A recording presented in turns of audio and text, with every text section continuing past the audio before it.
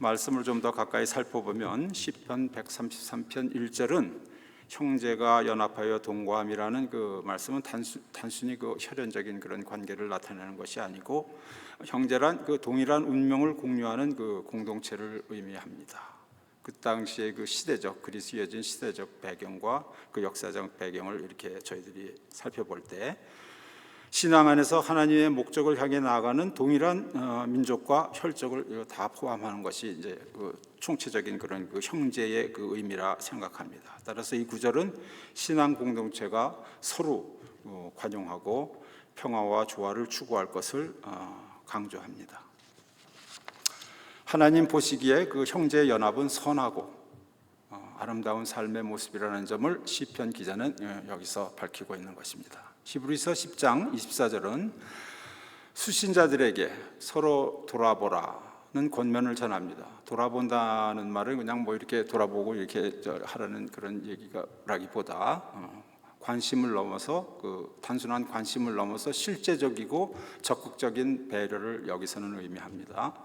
저자는 이것을 두 가지 덕목으로 설명합니다. 사랑과 선행. 오늘 저희들이 찬양한 곳에 사랑과 선행 말씀하시는데요.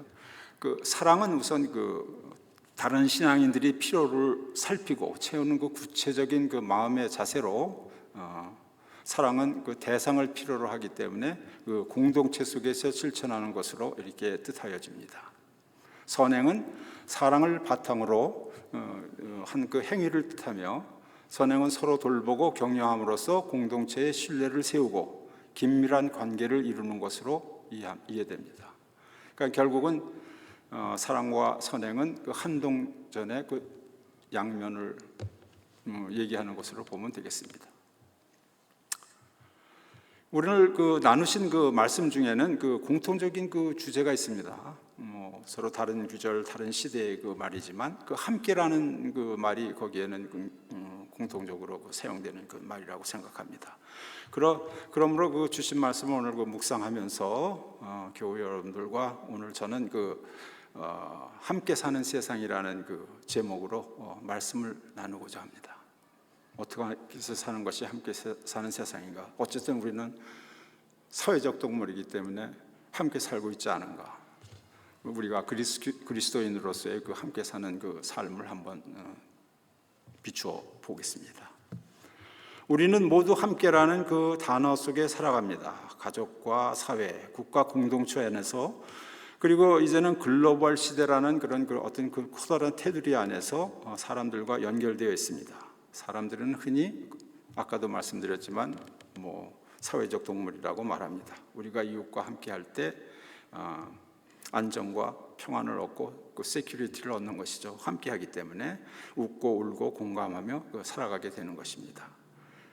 비슷한 생각과 행동을 가진 사람들과 함께할 때 우리는 더 큰 안정과 마음의 평안을 갖습니다. 예를 들어서 가족과 함께할 때, 또 우리 같은 성도님들과 같이 함께할 때 더 마음에 그런 그 큰 평화를 가졌습니다. 그냥 사회 단체 아무 이렇게 모여 있는 그런 단체라기보다 그렇게 해서 그 같이 그 할 때 그 예를 들면은 그 분노도 같은 이유로 하고 같은 주제에서 웃고 같은 음식과 예술을 논하며 세계관을 나눌 때 그 친밀한 감이 더 깊어지는 것이죠, 당연히. 그러나 이제 우리가 이렇게 함께 살기를 하면서 그 아름다운 편안한 그 평안한 생활하기 위해서는 그 여러 가지 그 노력과 희생이 필요한 것도 사실입니다. 하지만 그 인간 사회에서는 궁극적으로 그와 같은 노력과 희생은 그것도 결국은 그 자신들이 공동체로서 그 얻을 수 있는 그 베네핏에 국한되기에 그 지속되는 데는 그 한계가 있다고 우리가 생각이 되는 것입니다. 그러니까 계속 영속적으로 될 수 있는 그런 그 공동체 그 관계를 설립하기가 힘들다는 이야기죠.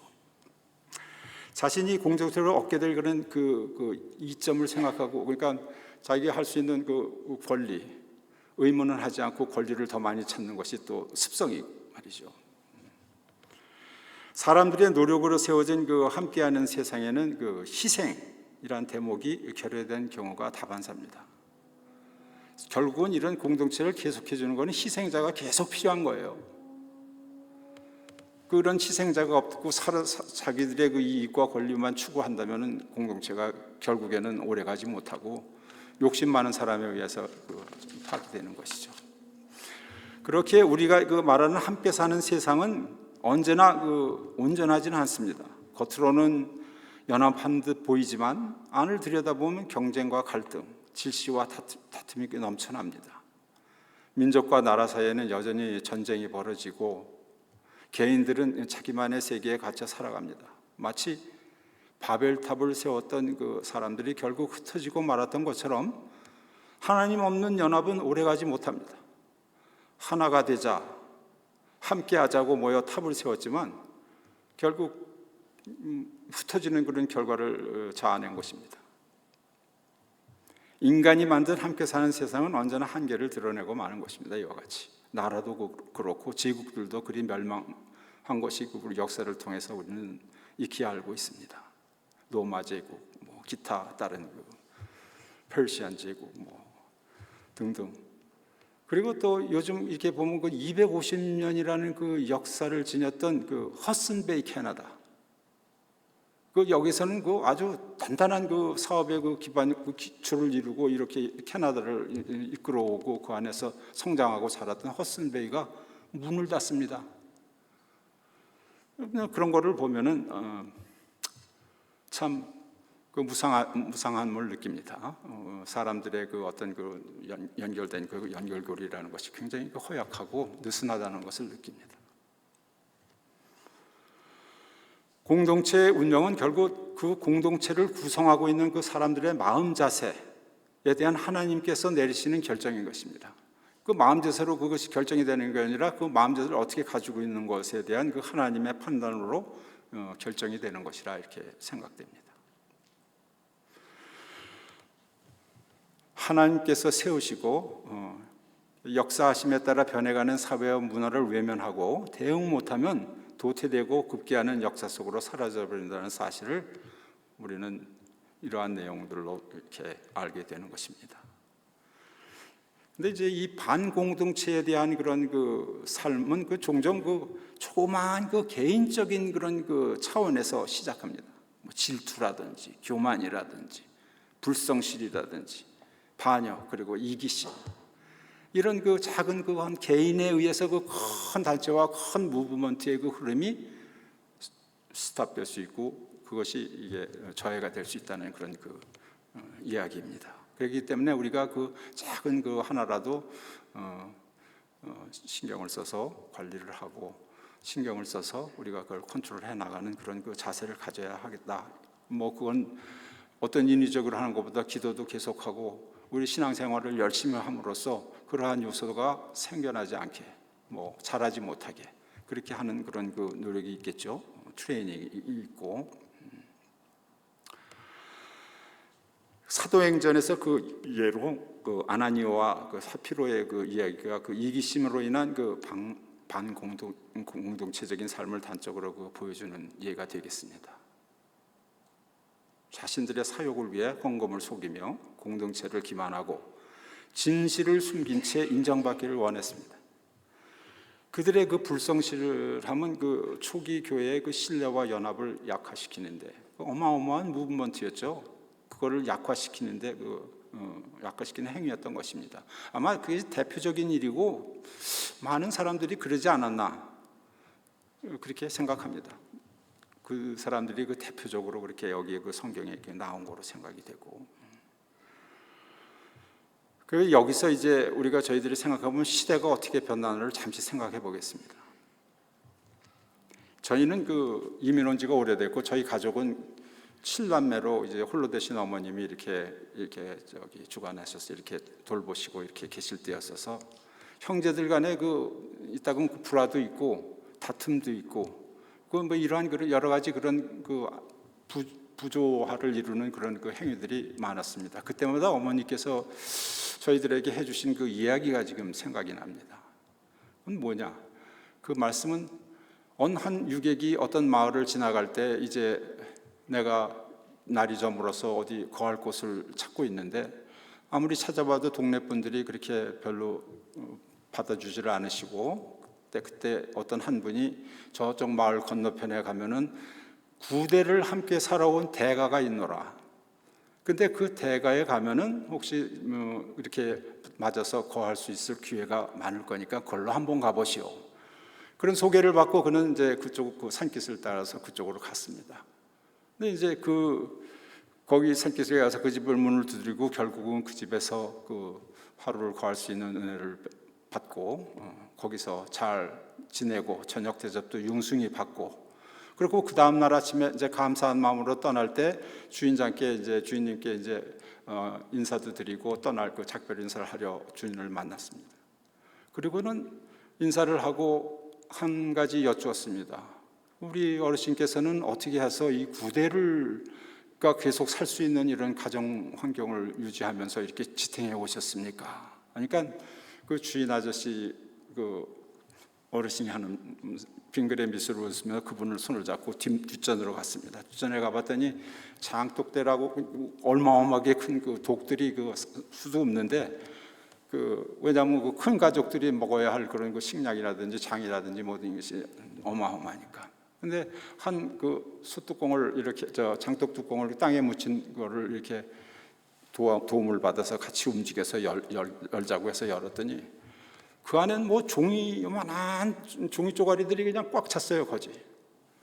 그래서 이제 그 사람이 이게 뭐냐고 그랬더니 그 주인장이 하나 꺼내서 이렇게 이 사람에게 보여주면서 봤더니 이 조그만 종이에 참을 인자가 이렇게 써 있는 거예요. 그리고 이게 뭡니까 하니까 우리 조상께서는 너희들이 가정에 불편이 있고 불평한 점이 있고 여러 가지 어렵고 논쟁할 점이 있고 모순돼서 서로 이렇게 싸울 그런 저기가 있다면은 거기다 참을 인자를 하나 써가지고 그걸 솟삭히고 너희들이 장독에다가 집어넣으면은 조상님들이 다 알아서 해결해 주실 거다. 그런 말씀을 남겨서 그거를 시작함으로써 그 가족이 화나고 싸우고 서로 투쟁하고 갈라질 경우가 있을 때는 항상 인자를 써가지고 거기다 하나씩 넣은 게 그렇게 구대를 통해서 가득 차인 거예요. 이 말씀을 하시면서 너희들도 참으면서 그렇게 하고 한 가족을 이룬 이 어머님 의지하는 건 이 가족이고 프라우드하게 생각하셨으니까 자식들을 다 거느린다 생각. 그렇게 말씀하신 기억이 생각납니다. 근데 이런 얘기는 이제 태어난 그 얘기가 됐습니다. 시대가 바뀌어서 요즘에는 두 세대도 한 집에서 같이 살지 않지 않습니까? 사회가 변하고 개인 라이프 스타일도 바뀌어서 서로 떨어져서 그 사람들이 요즘 사람들이 생각할 때는 왜 그렇게 살아? 굳이 그렇게 같이 살자고 하면서 참으면서 그렇게 힘든 거를 하면서 살아? 좀 편한 대로 좀 내 마음대로 이렇게 하고 살면 되지. 환경이 다른 거죠. 그때는 함께 살아야 됐고, 지금 요즘의 사회는 각자 살아도 다 편안하게 살 수 있는 그런 사회로 변했기 때문에 그런다는지는 모르지만, 이러한 편의주의, 새로운 세대들이 갖고 있는 편의주의가 여러 가지 다른 점에 있어서는 앞으로는 편리하고 그러지만은 뒤로는 여러 가지 사회적인 문제점을 남긴다는 걸 우리 모두 잘 알고 있습니다.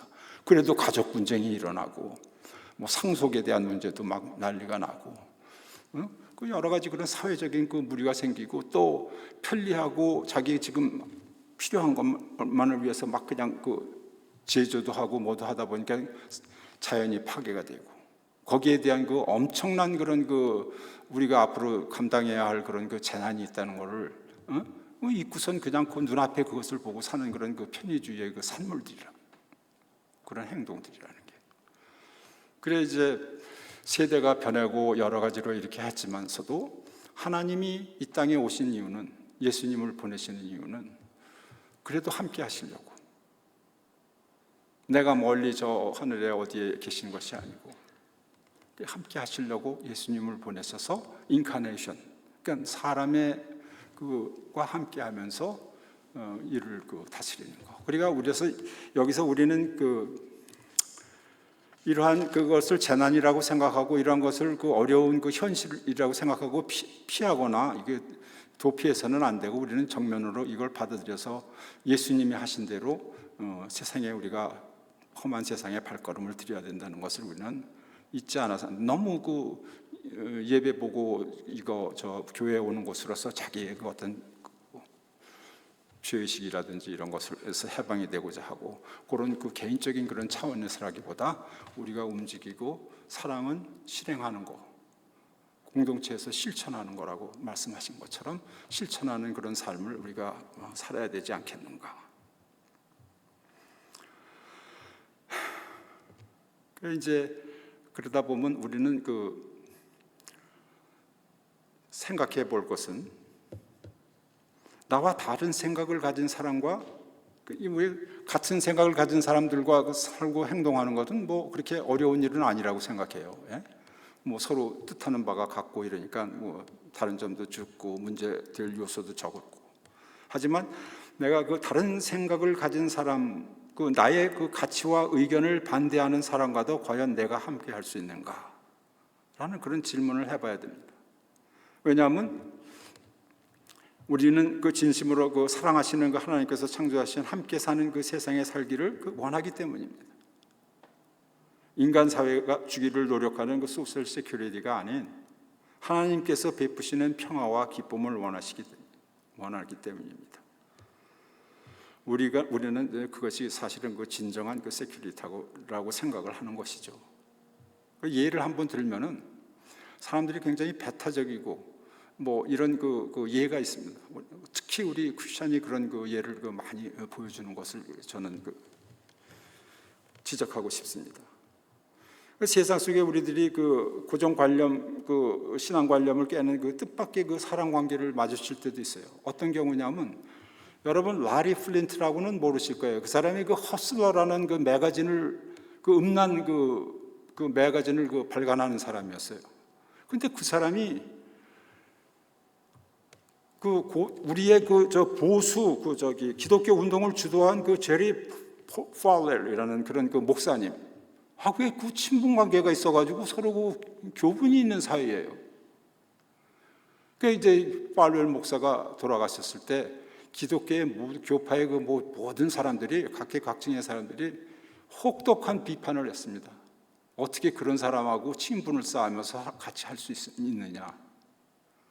근데 반면에 라리 플린트는 뭐라고 얘기를 하냐면 자기 어머니는 아무리 멀다고 생각하는 사람도 한번 만나서 그 사람의 진면모를 보면은 좋아할 점이 있다라는 그런 어떤 위즈덤 같은 그런 말씀을 상기하면서 자기의 관계를 팔렐 목사님과의 관계를 정당화하는 그런 아주 떳떳한 그런 모습을 보이는 겁니다. 여기서 우리가 배울 수 있는 것은 예수님은 그러면 그 당시에 못마땅한 세리하고 뭐 이런 죄인들하고 이렇게 같이 어울려서 이방인들하고 어울려서 술자리도 하고 뭐 이렇게 같이 앉아서 어울리신 것을 생각해 볼 때 과연 이것이 우리들이 배타만 하고 우리가 그런 생활을 나는 용납 못해 하고선 이렇게 끊을 것인가?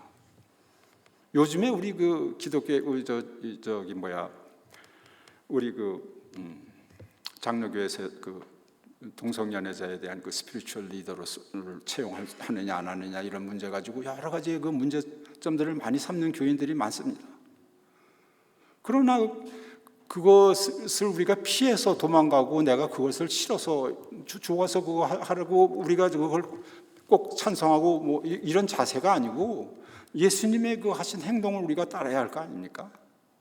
그런 분이 있다면은 그 곁에 서서 우리가 서로 동화시키고 교화하는 것이 우리 전도의 그게 사명. 난 그런 분 한 분을 그렇게 이끄는 것은 수백 명의 사람을 이끄는 것보다도 더 훨씬 가치가 있다고 나는 생각합니다.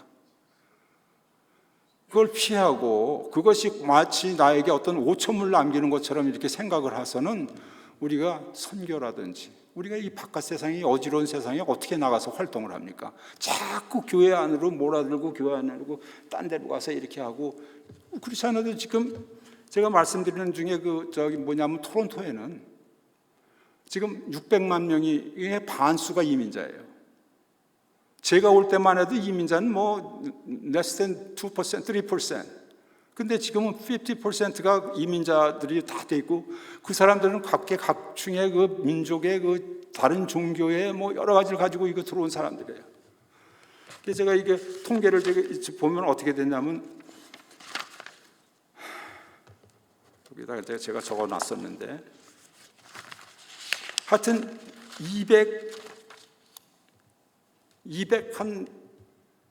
280여 의 다른 민족들과 언어를 사용하는 160개의 그 다른 그 언어를 사용하는 그런 그 통계가 나와 있어요. 자, 이러한 그 상황에서 우리가 이제 앞으로 더 이상 기독교가 여기 메이저 그 종교가 아니에요. 여기는 원래 100%가 기독교로 시작하고 기독교로 한 그런 그 나라인데 지금은 그렇게 되지가 않아요. 그러면 이것이 비극적이고 우리가 뭐 비관적인 얘기냐? 그것이 아닙니다. 우리가 관계를 함께하는 세상을 만드는 그런 관점에 있어서 하나님께서 우리에게 사명을 주신 거죠. 우리가 만방으로 떠나가서 다 우리가 전파할 거를 우리 집 문 앞으로 다 모셔왔어요. 이제 내 문을 열어놓고 그들을 맞이하고 그들과 함께하는 그런 세상을 해야 될 때가 온 것입니다. 그거를 피하면 우리는 기독교인의 그 사명을 제대로 다 한다고 볼 수가 없는 것입니다. 예수님께서 그걸 보시면 그렇게 그걸 용납하시겠습니까? 그러한 사회에서 우리가 그 중요한 거는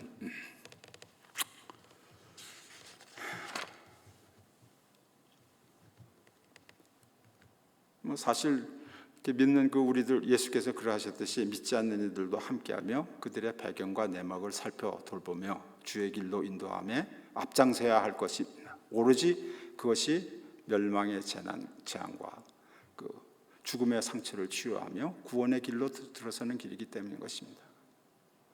그러니까 우리가 상처받고 막 저기 쓰러져 있는 사람, 이렇게 해서는 안 되죠, 그죠? 그 뭐 사마리아인 얘기에서도 저희들이 잘 알지 않습니까?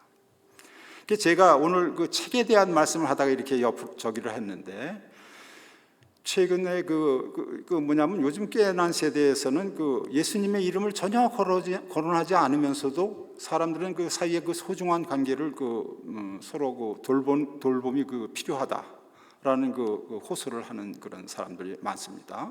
뭐 인본주의라든지 뭐 이런 주의의 바탕을 두고.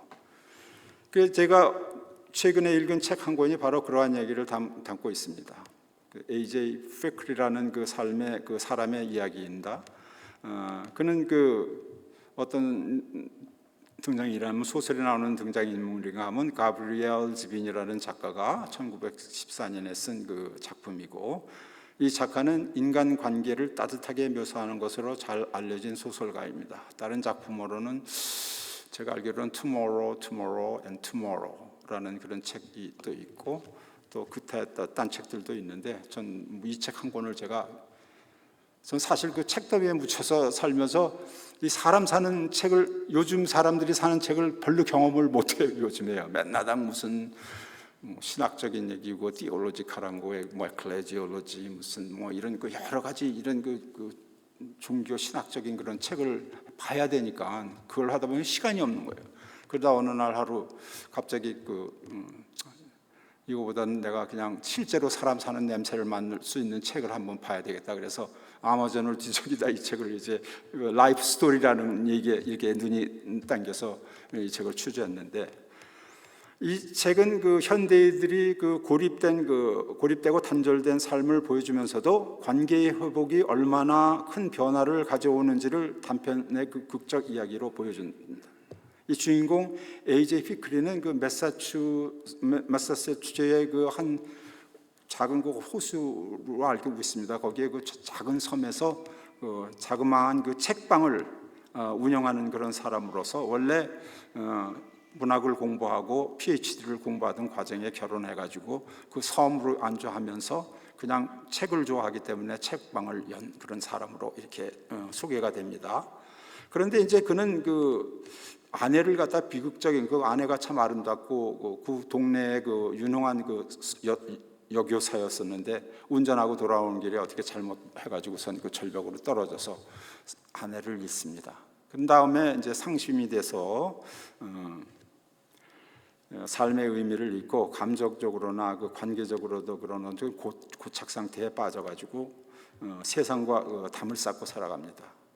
술에 의지하며 무의미하게 흘러가는 그의 삶은 그 소중했던 그 책과 그 서점에서도 그 관심이 떠나 그저 서점도 문도 안 잠그고 그냥 내팽개치고 막 그런 그 스타일로 그 변했어요.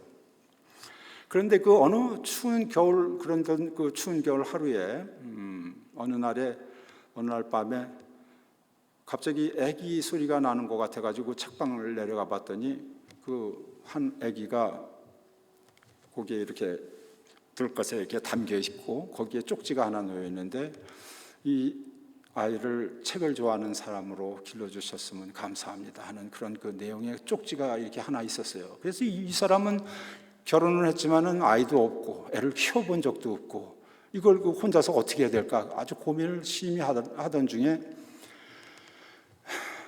이 사람은 이제 사람들한테 이제 막 복지사회라 뭐 아동 복지회라든지 이런 데를 찾아도 가보고 경찰도 찾아가 보고 이걸 어떻게 해야 되냐 막 이렇게 하고 있다가 그럼 내가 이제 돌려줘야 되겠다 어디 그 키우는데 육아소 같은 데로 돌려보내야 되겠다 생각하다 아이가 자꾸 웃고 빵긋하는데 마음이 자꾸 끌려가지고 아니야 내가 이럴 게 아니라 얘를 내가 키우나 그런 그 힌트가 나자 동네에 있는 사람들이 도움을 주는 거예요. 애기 기저귀는 어떻게 갈고 음식은 어떻게 먹이고 뭐 하고 뭐 이런 걸 막 관심을 가지고 사방 사람들이 그 사람들한테 관심을 쏟으면서 이 사람은 이 애기 하나로 인해서 갑자기 그 라이프의 그 패턴이 바뀌기 시작하는 거예요.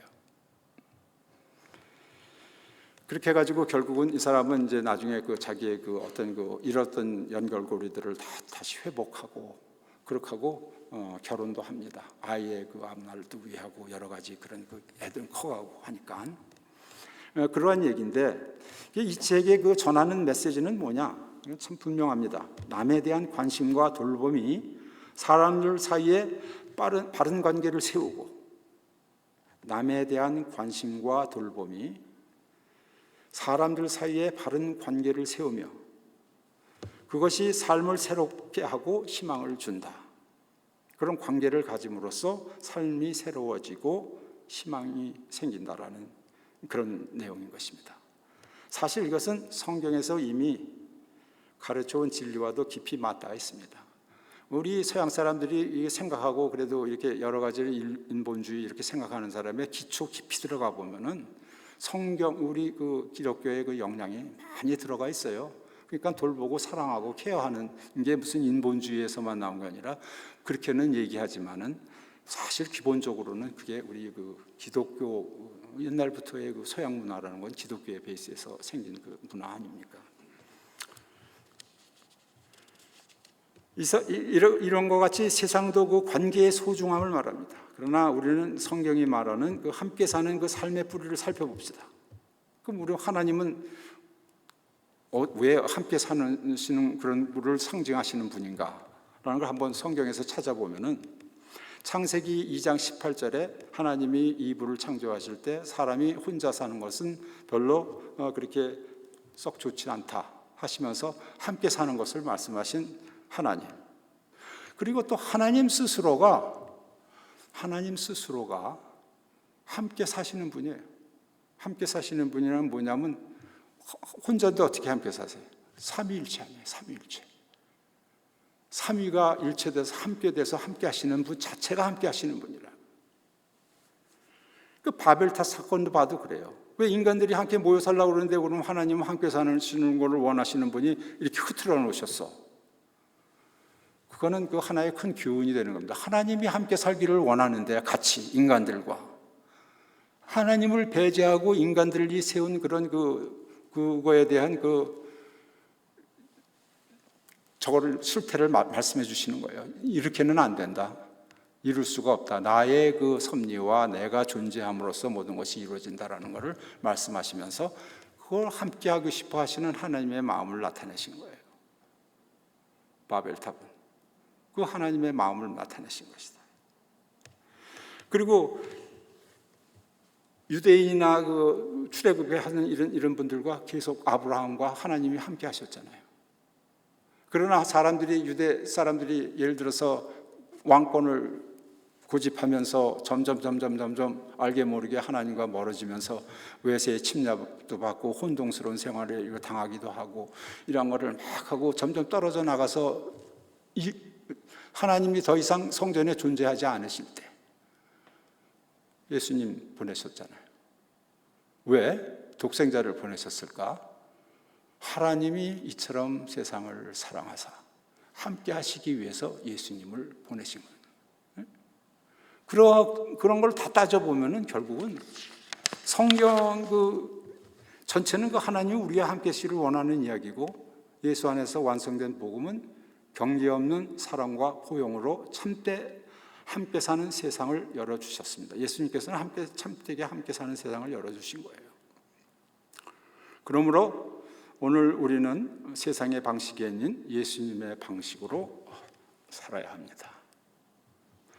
사랑하는 교우 여러분, 우리가 지금 방금 살펴본 이야기와 세상의 모습 속에서 분명히 알 수 있는 것은 이겁니다. 편견과 이기심과 갇혀 고립된 삶을 하나님께서 원하는 그 삶이 아니라는 것이죠. 복음의 신비는 우리와 다른 생각을 하고 다른 주장을 하는 사람들과 함께 사는 그것을 얘기해 주기 때문에 신비로운 겁니다.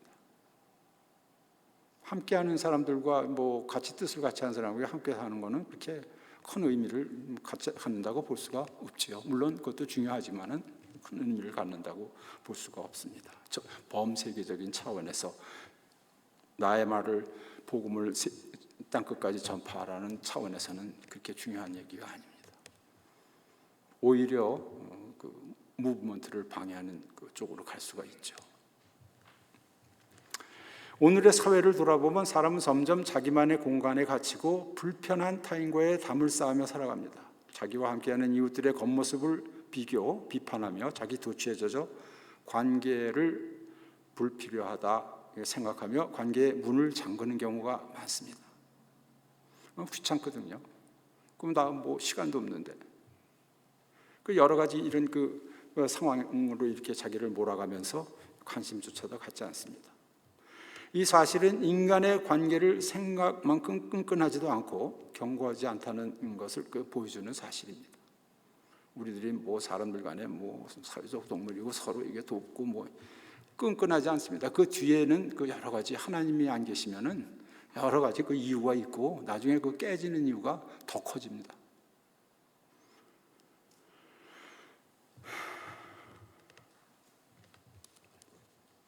예수님께서는 우리가 다른 사람 이웃을 더 사랑하고 가까이 하라는 그런 말씀, 우리 가까이에 열방들을 모아주신 문만 열면은 다 할 수 있는 그런 기회를 주신 하나님께서는, 또 예수님께서는 신명기의 말씀, 마음을 다하고 뜻을 다하고 힘을 다하여 주 너 하나님을 사랑하라, 그렇게 말씀하시면서 다시 들려주시기를 거기에다가 더 얹혀서 내 이웃을 내 몸같이 사랑하라 해줘서 그것이 새로운 세상을 열어주는 그런 키가 되는 말씀이신 거로 생각합니다. 요즘 우리가 교회에 자주 말하는 형제 자매는 단순히 나와 같은 사람들만이 아니라 아까도 말씀드렸듯이 나와 다른 이들까지 포함합니다. 하나님께서 지으신 세상은 다양하며 그 다양성 속에는 하나님의 뜻이 드러납니다. 그렇게 우리의 관계는 익스클루시브해서는 안 되고 이게 배제하거나 배타적인 것이 돼서는 안 되고 인클루시브, 다 포함하고 포용하는 그러한 자세가 되어야 된다는 것을 말합니다.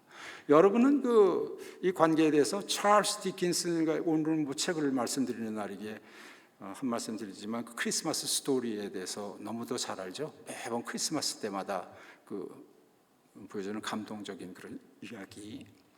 그거는 소중한 관계를 있는 잘못된 삶을 뉘우치고 기쁨과 희망을 주는 새로운 함께하는 관계를 다시 시작하는 그런 유명한 얘기 아닙니까? 관계의 중요성이 그렇게 사람의 인생을 바꾸고 사람의 삶을 바꾸고 이렇게 하는 내용의 얘기입니다. 그러니까 우리는 함께하는 세상에서 좋은 관계를 갖고 하나님이 보시기에 아름다운 그런 삶을 사는 그런 생활을 해야 될 것으로 생각합니다. 여러분, 우리의 삶의 성공과 실패는 우리가 사람과 어떤 관계를 이며 살았는가에 달려 있는 것이에요. 그 말씀 스토리처럼. 물질이나 사회적 지위가 아니라 조건 없는 사랑과 따뜻한 배려를 나눈 사람들의 기억은 우리에게 영원한 것입니다. 그런 것이 우리에게 영원한 것입니다. 그 속에서 참된 기쁨과 평안, 행복이 주어집니다. 이것이 바로 우리를 사랑하시는 하나님께서 우리에게 선물로 주신 삶의 방식이며 주 예수께서 우리에게 맡기신 사명입니다. 교우 여러분, 여러분의 이야기는 지금 어떠하십니까? 여러분의 삶은 하나님의 큰 이야기 안에 있습니까? 한번 질문해 보십시오. 스스로. 이웃을 향한 우리의 사랑은 마치 피크리가 낯선 아기를 받아들여 사랑으로 정성껏 돌본 것과 같아야 합니다. 우리가 서로를 내 몸같이 아끼고 사랑할 때 세상의 갈등과 분열과 다툼은 점점 사라지고 세워진 참된 관계에서 실로 살만한 세상이 이루어지는 것입니다. 시편 기자가 고백한 것처럼 보라, 형제가 연합하여 동거함이 어찌 그리 선하고 아름다운고. 이 말씀은 단순한 이상이 아니라 주님께서 십자가로 몸 바쳐 열어주신 새 세상으로 우리를 초대하시는 하나님의 뜻입니다. 그러므로 우리 기독교인들로서 선행과 사랑을 실천하며 이웃과 낯선 자들을 기꺼이 환대하고 함께 모이며 복음의 가르침을 삶으로 살아내는 이들이 되어야 하겠습니다. 그 길이 곧 하나님 나라를 세우는 길이며 주께서 기뻐하시는 함께 사는 세상을 이루는 길이라 믿기 때문입니다. 기도하시겠습니다.